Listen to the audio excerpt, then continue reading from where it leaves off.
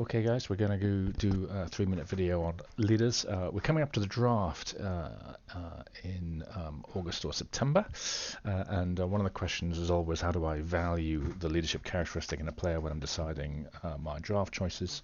So this video might be helpful in regard to that. Here's a little summary of what leaders bring.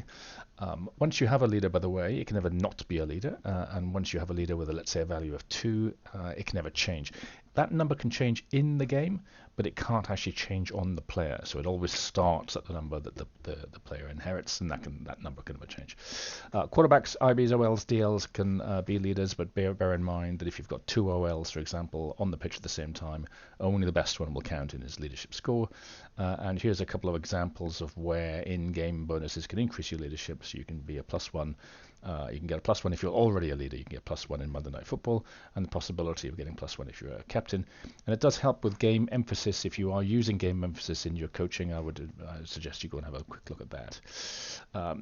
Not less, maybe less well known is that you do get a number of bonuses in AI. So the QBs as leaders are better at catching up. They don't mess up timeouts, and it's always very irritating when you see that happening. Your quarterback doesn't take a timeout when he should do. And I would also urge folks to look at responding. The responding rule, that's quite an important one as the game progresses. So quarterbacks are quite helpful who are leaders in that respect. So now this full list of leadership impacts is shown on this screen. There may be 1 or 2 missing, but this is most of them. I'm going to deep dive into just an interesting one here just to illustrate. So here's the chance of an automatic bomb when using a Hail Mary pass at the end of the game. If you're a leader, you get a better chance. Let's look at the code.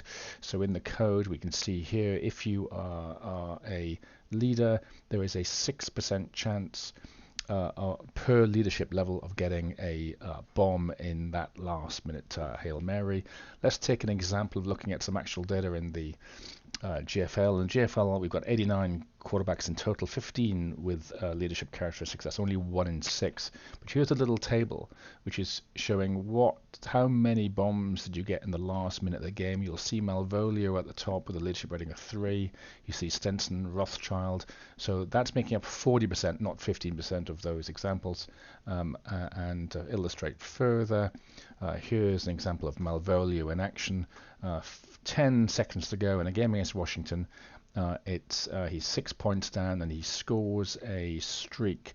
And you'll see on the text here, great leadership by Malvolio, who hits Coffee, who breaks into the open field late in the game. That's the text telling you that Malvolio scored that bomb purely because he was a leader. How cool is that?